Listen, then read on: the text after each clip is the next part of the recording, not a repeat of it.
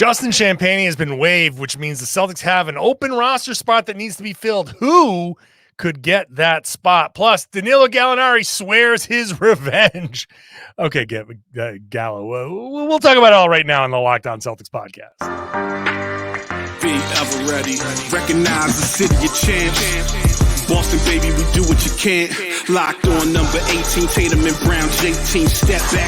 We gon' wet that and slay teams. Of course, the Celtics, who else could it be? Screaming like KG with the Larry O.B.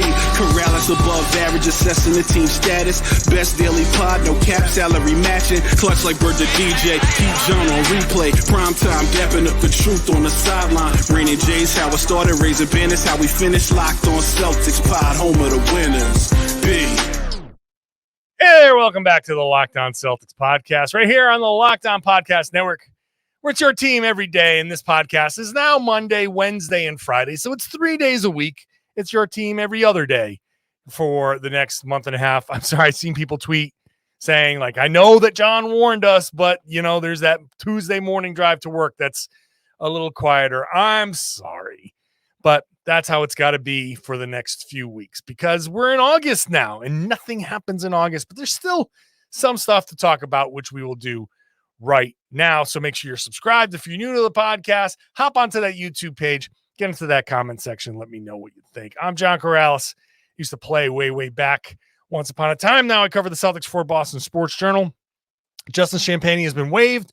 The Celtics need to get to 14 roster spots. They'll bring 20 people to camp.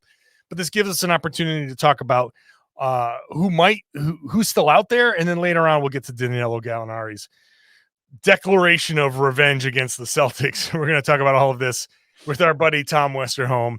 Tom, how are you doing today, my friend? I'm ready to, ready to pop the champagne, ready to get this thing going. Oh, I know. All right, let's do that. Justin Champagnie has been waived. Goodbye. August 1st was the $50,000 guarantee on his non-guaranteed contract. So rather than Wick said, I just agreed to pay Jaylen Brown $300 million. I am not paying $50,000 anywhere that I don't have to. Right. That's right. Sorry, Justin. Maybe in under other circumstances, there would have been a $50,000 thank you for your service. But now it's sorry. Go take it up with Jaylen if you're mad, buddy. Yeah. I'm sure JB can maybe give you a Rolex or something like that. Yeah. Everybody's gonna be like, Jaylen just signed this big contract. How many of these guys are gonna be like, hey man, look at that Rolex store right there. It's right there on Newberry Street. Let's pop on in. What do you think? Are you not planning on trying? I mean, I can ask him for a few bucks. I can calmly stand by his locker and be like, oh man, want to build a deck around the pool. It's going to cost about $30,000-$40,000. I don't know. Just kind of glance in his direction. Like, got any extra pool deck money? I'll say something nice. I will. I'll forget about those turnovers. Now Justin Champagnie is going to have to find that $50K somewhere else. Which, hey, that's how it goes when you're Justin Champagnie and guys who are on the fringes. That's, it would be nice to get that little thank you, but it's not going to happen all the time. No. So now the Celtics, they always bring 20 guys to camp. You can bring, I think 20 is the max you can bring to camp. And there'll be cuts and exhibit 10s, and those guys can go to the G League and kind of sort of play for the Celtics there, but still be open to be signed by anybody. But that's not kind of what we're talking about here. The Celtics now have 2 open roster spots. They've got 13 guys under contract. They could open up some other spots too with some other non-guaranteed, like Luke Cornett could move if they need to. But I think this is kind of it. And they need to carry 14. So because they need to carry 14, now there has to be somebody in camp that at least has a shot to either be an end of bench guy or maybe just is there a Dennis Schroeder situation out there where, wow, this guy's a lot cheaper than we thought. Not quite the right fit, but at this price, you got to take a shot at it. Are any of those guys out there? So I don't know, Tom, you want to just go through a list of names and start to see, is there anybody out there in your mind that you're like, this guy hasn't been signed? Why hasn't he been signed? Can the Celtics get him for cheap? I mean, there were some like with the enormous caveat that we're going to be listing off some names that it's not like we're going to be listing off names, right? That you're like, man, this guy's a starter, like we're not, let's be realistic here. But I mean, there's guys that I like. Okay. Right. Like, I mean, I would not say that Wenyen Gabriel has ever like looked like a starter in the NBA, but he's a hustle guy, he's tall, he's long, he's all this stuff. I think like Hamidou Diallo, another guy who's like, he's been, athletic, like kind of like a little bit positionally fluid. You kind of like that. Like, I think those are a couple of the names. I mean, I've seen a lot of people talking about how Christian Wood is still out there. Just, talent wise, obviously his name kind of stands out above some of the other guys. But like, I just feel like the Celtics would be a bad fit for him. I'm sure whatever he's looking for some opportunity. Yeah. But what is Christian Wood still doing out in the market? Right. I know his limitations and all of that, but he's still 28 years old. Mm-hmm. He's still like a good offensive player. There's got to be some room for him somewhere. What's he doing unsigned at this point, August 1st? Yeah. I honestly don't know. He's like, yeah, I have no idea. He's a pretty good player, man. He's like, he's pretty versatile, can shoot and everything. I just think, and especially when you get guys at this stage, when they can shoot, I just feel like, pretty much any position, if you can shoot threes, if you can space the floor, you're a guy who I feel like is probably going to end up on a roster somewhere. So yeah, it's weird to see a guy like him still available at this point for sure. Yeah. And, his name stands out. Kelly Oubre stands out a little bit because, again, not a perfect player at all, but still capable, still capable of being a pretty good basketball player. At least he can get some buckets for you, right? And why don't you want a bucket getter out there somehow on your team? I don't know what they're waiting for. I don't know what teams can offer them. Is some team in August just going to come out and be like, oh yeah, here's $12 million a year for Kelly Oubre? I feel like if you wanted Kelly Oubre on your team, he'd be on your team right now. So these are the names that I'm thinking of when I say, is there a Dennis Schroeder type situation going on? Because they're guys that you would think based on their performance that, okay, they're not great. They're clearly flawed, but they're also worth much more than whatever the Celtics might be able to get them at right now. I just, is there a possibility here at all that the Celtics can kind of sneak in and be like, hey, Kelly Oubre, give us one season, play nice, just show the rest of the league you can play nice, that you can give a little bit of effort on defense. Give us that one good season. We'll sing your praises. You can go sign somewhere. We'll rebuild your value. You be a team player for us. And then next year, congratulations. Go wherever, make your money. But help us out. We'll help you out. And we'll give you, whatever the league minimum is or something, but or whatever.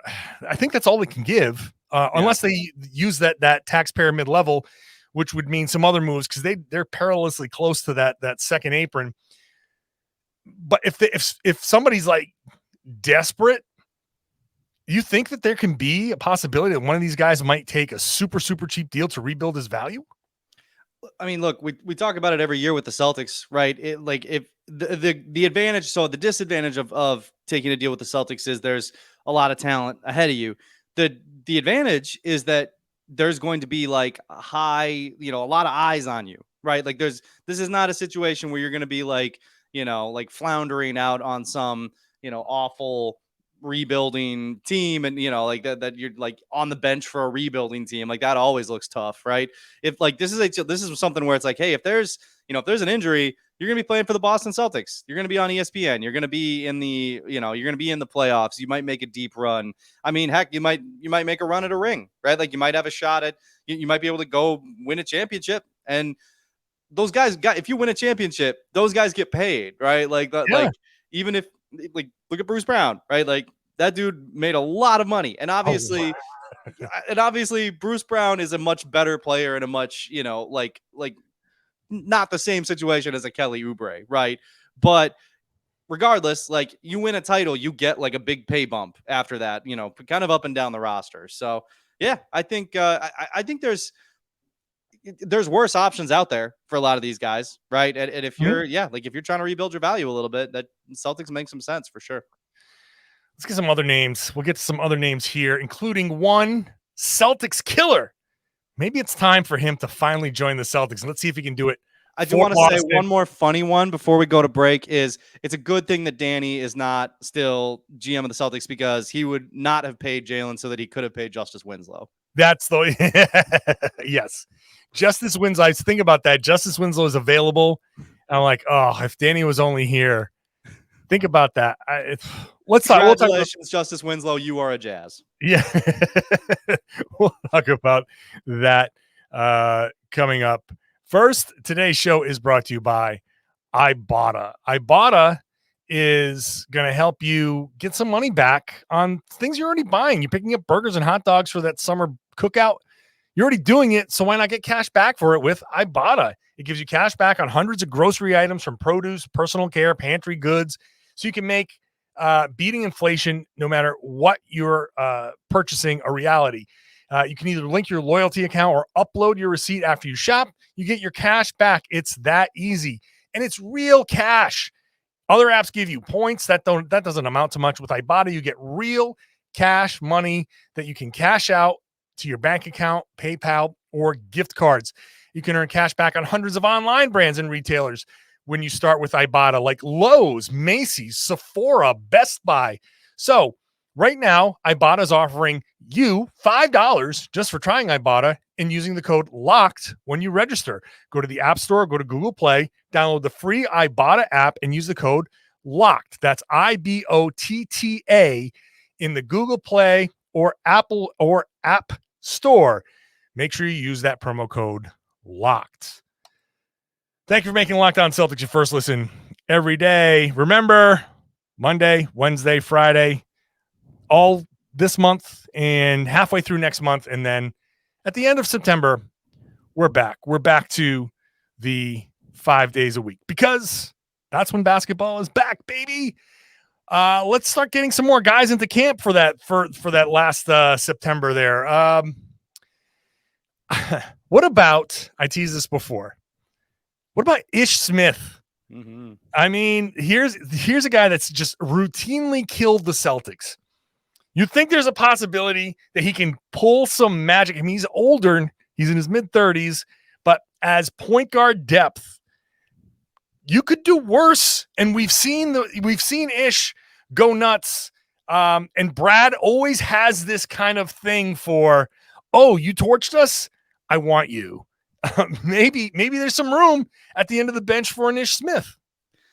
Like you said, you could do worse. You could do worse. Like, I mean, a guy who, I'm sorry, he's just like, I just feel like the ball is going to get up the court. You know what I mean? Like, I feel like, the dribbles, they're going to make it all the way from the opposite baseline up the court. Like, that's great. That's, I feel like there's some value there. I will say point guard to me felt like the weakest of the kind of positions on here, right? Like, you look on the, you got Will Barton, you got, like I said, Hamidou Diallo, who I kind of like, you got Javonte Green, got Romeo Langford in the shooting guards, just guys like, got some guys out there, your small forwards, you got like Rudy Gay, you got, Derek Jones, you got, like you said, Kelly Oubre, power forward centers. There's some guys out there. Point guards, it's, Ish Smith is interesting, but that it's some Michael Carter, 32-year-old Michael Carter Williams is out there. It's some,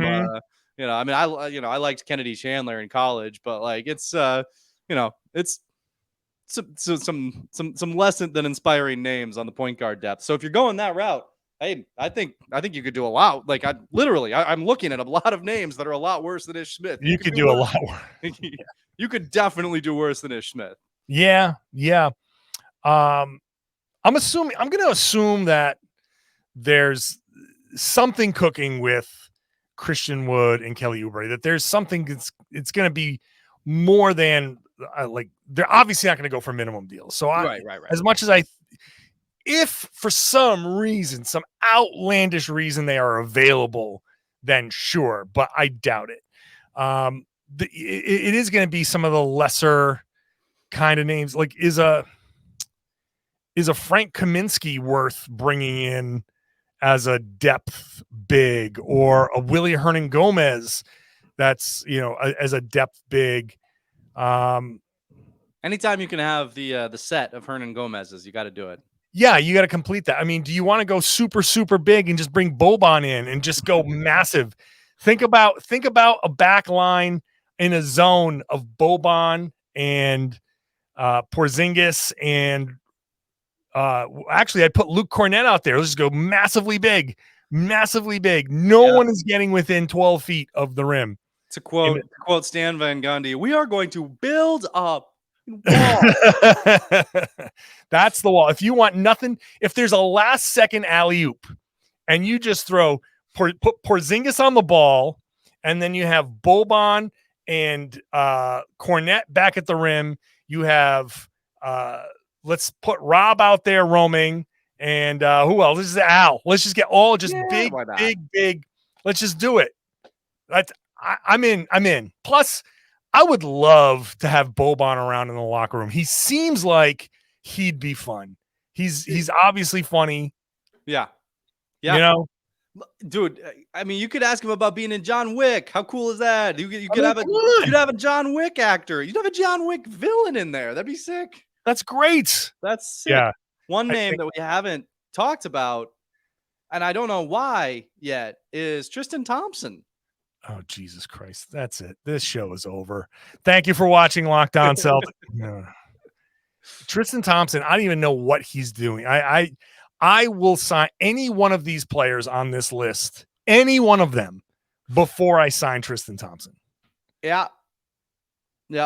I'm looking at the list as we speak, and bring back Noah Vonleh. Before. Absolutely. Who else is it? Give me Kevin Knox. Yes. Before Tristan Thompson. Is there anything left to Kevin Knox? I mean, man, I felt like there might be something that he's never had the right opportunity. I don't know if Boston's the right place, but yeah, I don't know that it is either. He's also 24, man. I thought he had something in his game that was more than this. Yeah, no, for sure. I mean, another guy that's kind of like that for me is Louis King. Not a big name by any means, but I saw that guy in high school. I saw that guy and he was a guy I liked. I thought he was going to be a stud. So yeah, man. I mean, I don't know. Like, you could take a shot on somebody like that, but I do think like taking a shot on somebody like that, that's kind of, you've got guys kind of on the right. You got Jordan Walsh, you got, you got JD Davis. You got guys that you're kind of taking a shot on, right? Like, I feel like your Kevin Knox's, your Louis Kings. It's like, kind of like to see. I would rather have an Ish Smith. I'd rather have a guy that I know has played NBA basketball and I know can, like, if I throw this guy out there, he has been at this level for a while and knows how to do it. Like that. That's more what I'd be looking for if I'm the Celtics. Yeah. That's. I mean, there are some interesting kind of guys that might find their way into a camp. I guess it depends on where the Celtics really feel like they need to need to shore up. What position they need to shore up a little bit.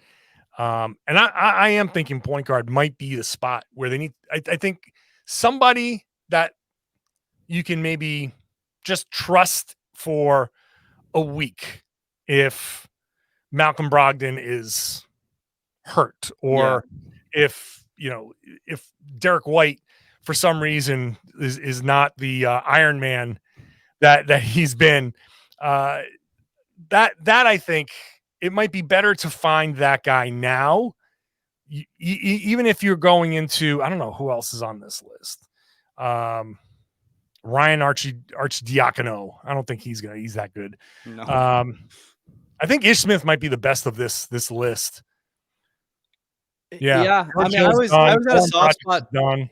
I always had a soft spot for the way Raul Neto played, but like, Yeah. again, it just maybe I don't know. I could see Ish Smith being a little more useful. We can get Yeah, Matt McClung into just I so did. we can have a Celtic winning the dunk contest again. I did see a funny video of him telling a kid in a Mac McClung shirt, "Hey, nice jersey," and the kid going, "Thanks, bro," and just kind of moving on. That was Yeah. I think the lesson in this discussion is, aside from a couple of interesting names, which are weirdly still out there, there's not a lot that's left on the market that says, "Ooh, bring this guy in." I think Ish Smith is as funny a signing as it is a potentially decent signing. yeah. But other than that, nothing really jumps out at me as a guy. Oh, we got to have this guy.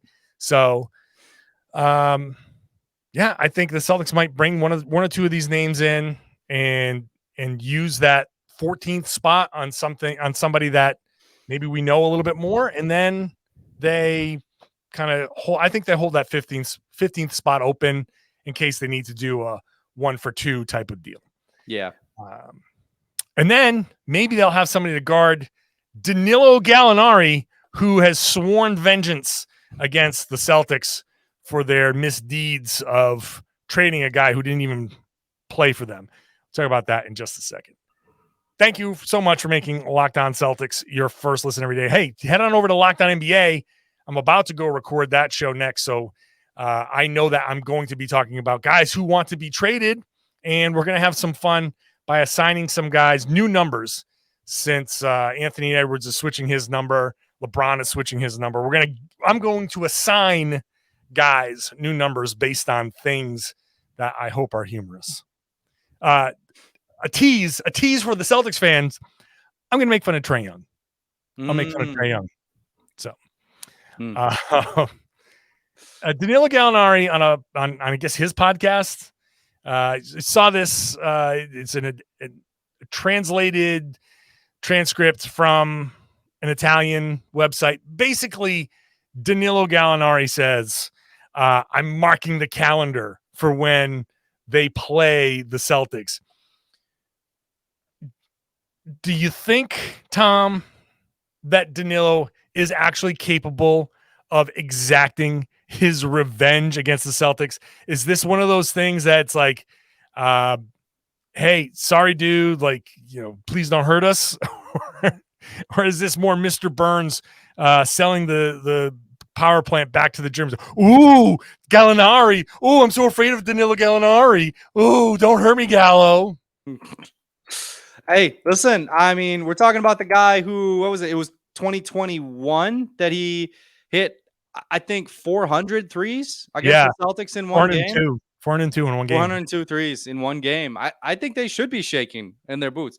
No, I mean, this was a very funny one, right? Because it's like, the way I kind of contextualize this one is like, if you're the Celtics, Danilo Gallinari is not a main character in your story. He is not even really a bit player in your story. Like, he's an extra. And do not, I'm all for no AI extras, like I'm all for all that stuff. But like, he's, he was kind of an extra this year. But if you're Danilo Gallinari, you are the protagonist of the Danilo Gallinari story. And if you're him, right, the team that you were a fan of when you were a kid signed you. That was a very big, exciting moment. And yeah, maybe you shouldn't, if you needed to be playing, international basketball at your advanced age. I don't know if that was, but whatever.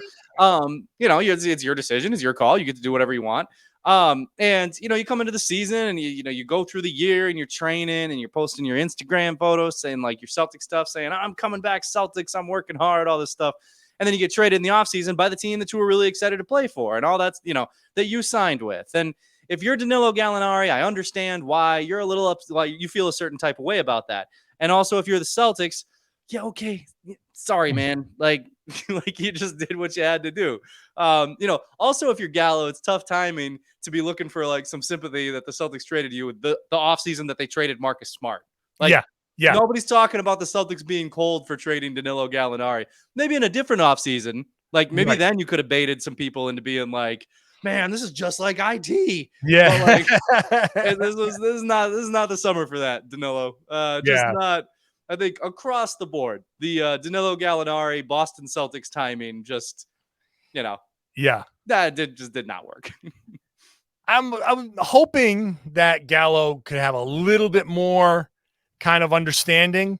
Like you blew out your knee, you tore your ACL. Well, they signed you, they gave you money. They could have traded him in season. They could have used that contract, which I was pushing for, in season to get better. They didn't. They kept him around. They sometimes they even trotted him out in front of the media. He gave updates. He spoke to the media. He took his shot. They rehabbed him. They did everything. They gave him millions of dollars. They gave him $5 and it's almost $6 million. He tore his ACL. They rehabbed him. So all of that medical, coverage, they took care of all of his everything. I think the Celtics team doctor did the surgery. Like they took care of everything. They got him back to playing NBA basketball. And then they said, hey, sorry, we really wanted you for this past season. Now things have changed because of the new collective bargaining agreement. We can't keep you around. So sorry, we just kind of had to do this. And he's like, how dare you? You did me wrong. Like, are you kidding me? Are you kidding me? Like, you did them wrong by playing in that international game and blowing out your knee. Like, that's not their fault. That's your fault. And they still gave you all that money, and they still rehabbed you, and they still treated you with all that respect. And they still, you're still there and traveled, and all that stuff was all fine. You don't have to sit there and be like, oh, I'm going to get my revenge. But like, you know what you say? You say, hey, tough break, didn't work out. Moving on. Thanks, Celtics, for the opportunity. Too bad it didn't work out. Like, don't get all uppity about the, oh God, how dare they? Come on, man. Like, this, you could see that this was coming, especially when the new collective bargaining agreement came out. So not that this is a big deal. I don't care. I mean, he can be like angry, whatever. But at the same time, they did do it. It's not like they chewed him up and spit him out. They did a lot. They did a lot for him. They got him back and ready to play. They took their time. They didn't rush him.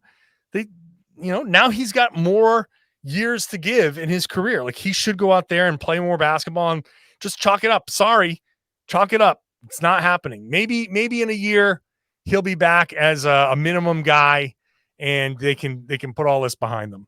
I wouldn't be surprised if they go back and say, hey, if he has a good season, maybe you get one more year of him as a shooter somewhere, and maybe you dip into that one more time. But sure.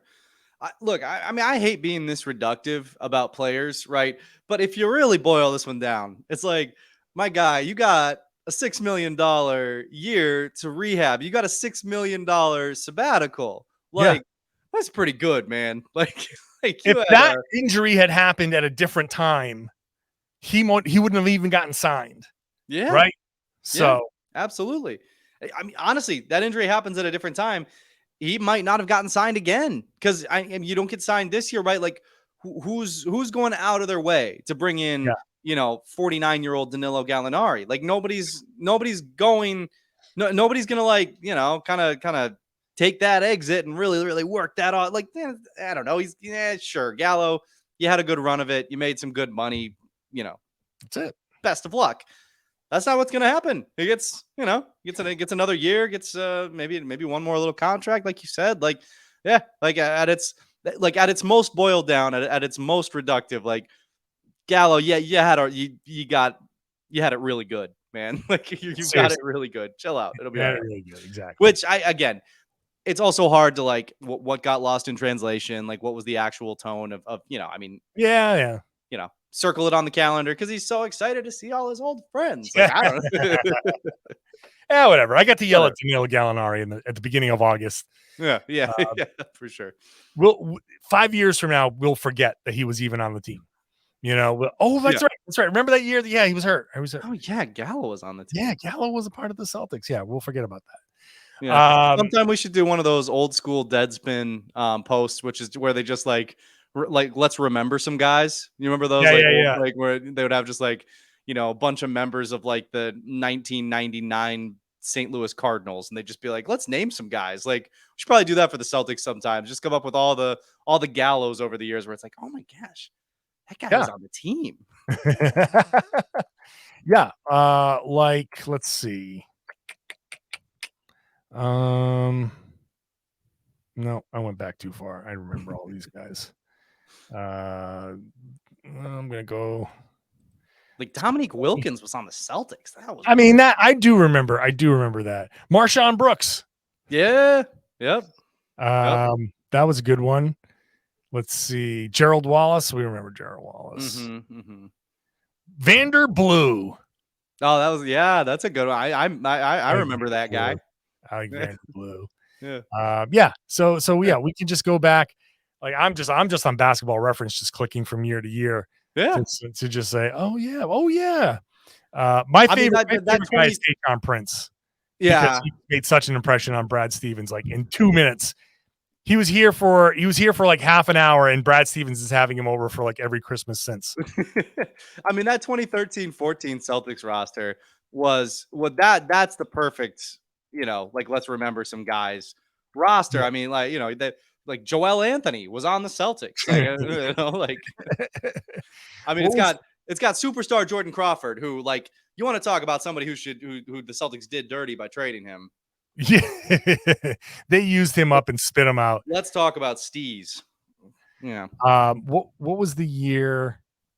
It was the 2014-15 season. Yeah, when they had like 100 people on the roster. That was the year. I love when TBT comes up every year and like the Ohio State squad starts playing, just because I know like Jay King is going to start tweeting about Jared Sullinger. Yeah. I know we're getting a Jared Sullinger tweet at some point during the summer when TBT comes on. It's always fun. All right. Well, there's something to do. There's something to do in a future offseason podcast. So yeah, that'd be fun. Tom, appreciate you. Appreciate you, man. And we always appreciate you, the regular listeners, the new listeners, all of you who are still listening. Thank you so much. 3 days a week, Monday, Wednesday, Friday, for the rest of this month, for the half of next month or so, 2-3 weeks in that, by the end of September, back to 5 days a week. And then once the season starts, it could be 6 days a week. It could be 7. It just depends on when they are playing, but I'll be doing post-game podcasts. So trust me, I will make up for the missing podcasts over the next month, over the course of the season, because there will be plenty of bonus podcasts. So make sure you are subscribed wherever you get your podcast. Watch the show on YouTube. Would love to have you there. Hop into the comments section. Let me know how you like the show, how you agree, disagree, another name that you might sign, all of that stuff. You regular listeners, you everydayers, I'd love it if you shared the podcast. Tell your friends, tell everybody that they should be listening to and watching the Locked On Celtics podcast right here on the Locked On Podcast Network, your team every day.